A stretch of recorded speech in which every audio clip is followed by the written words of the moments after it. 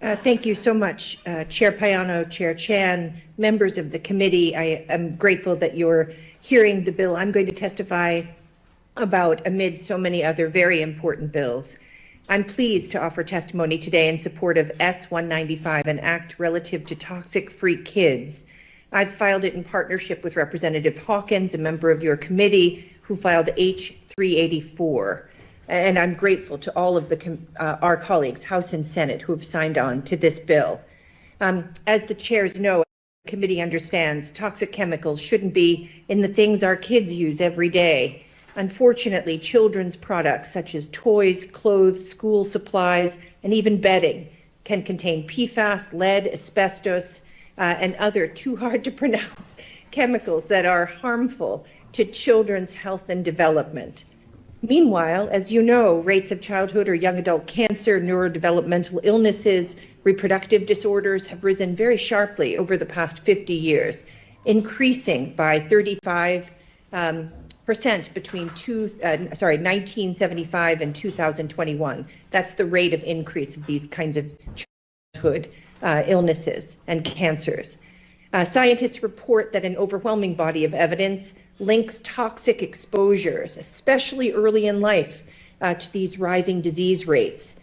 This legislation protects children from toxic chemicals that can cause these lifelong diseases and this harm. The bill does a number of things. I'll only list a few. It bans PFAS from being added to products made for children under 12 and under. It requires the Massachusetts Department of Environmental Protection and the Toxic Use Reduction Institute, or TURI, to establish 2 lists of known toxic chemicals. It requires manufacturers and distributors to disclose if they have added any of DEP's listed chemicals to children's products sold or manufactured in Massachusetts. And then within 3 years of being added to the list, it requires businesses to stop adding these chemicals to products that are made for children ages 3 years or under, to children's personal care products or cosmetics, and items intended to be put in children's mouths. So it allows DEP to restrict these chemicals in products of children ages 4 to 12, and it gives businesses 3 years to phase out or replace restricted chemicals.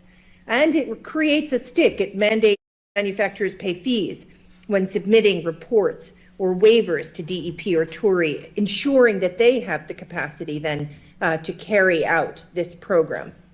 So in closing, I just want to say, as the federal government moves toward dangerous deregulation, Massachusetts can and should take swift action to protect our most vulnerable residents, children, from the often irreparable harm caused by exposure to toxic chemicals. This bill provides a common sense process to remove most harmful chemicals from children's products, a process that has been tested and refined in at least 6 other states, beginning with Minnesota's Toxic Free Kids Act, which was passed by their legislature in 2008. So we're lagging behind. Thank you for this committee's consideration, and I respectfully request a favorable report. And thank you again for allowing my testimony. Thank you, Senator Comerford.